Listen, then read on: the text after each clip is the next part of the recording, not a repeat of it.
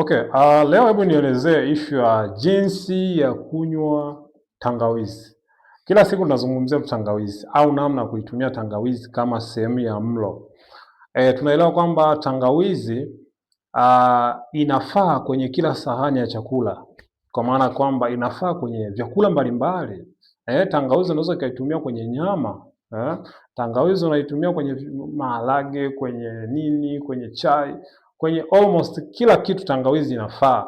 Kwenye kila sahani tangawizi inafaa. Tangawizi imebeba shehena ya nutrients za kutosha sana ambazo zinamfaa binadamu. Kwa hiyo tangawizi unaweza ukaitumia kwa namna nyingi, ukiachana kuweka kwenye vyakula vya majumuiya, kwa maana kwamba chakula cha pamoja cha watu wengi kama labda wali, labda maharage, labda nyama. Yes, lakini wewe kama peke yako, tangawizi unaweza ukaitumia kwa namna hii. Unaweza ukachemsha maji yako moto safi, ukamimina kwenye kikombe cha chai, ukachota tangawizi ya unga ambayo ni pure na ni nzuri, ambayo ina vigezo ambavyo huwa navitaja kwenye video ambazo zimepita. Kijiko cha chai ukakoroga, ukanywa. Hiyo ni namna ya kwanza ambayo unaweza ukawa unakunywa, na utakuwa unafanya hivyo asubuhi na jioni. Lakini pia hii tangawizi unaweza ukachemsha maji ya moto kikombe cha chai, ukachota tangawizi kijiko cha chai, ukachota asali kijiko cha chakula, ukakoroga, ukanywa. Ni bonge la nutrients moja nzuri sana. Lakini pia tangawizi hii unaweza ukachemsha maziwa, ukamimina kwenye kikombe, ukachota tangawizi, ukakoroga, ukanywa. Ni bonge la chemistry nzuri sana, hususan kwa vijana, kwa wanaume, is the best.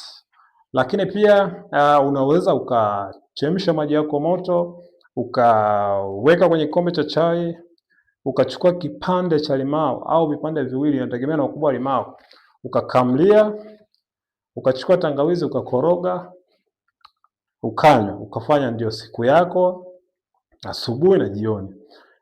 Hivi ni vitu ambavyo ni the best, ni vinywaji ambavyo ni vizuri sana, ambavyo vinatokana na mazingira yetu ambapo tupo, umeona.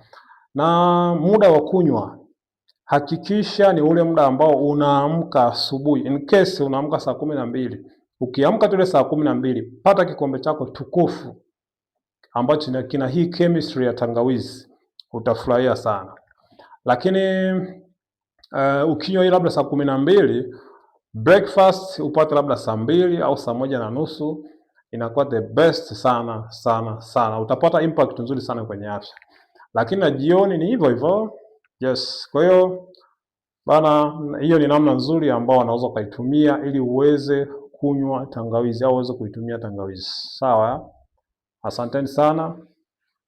Natakie siku njema.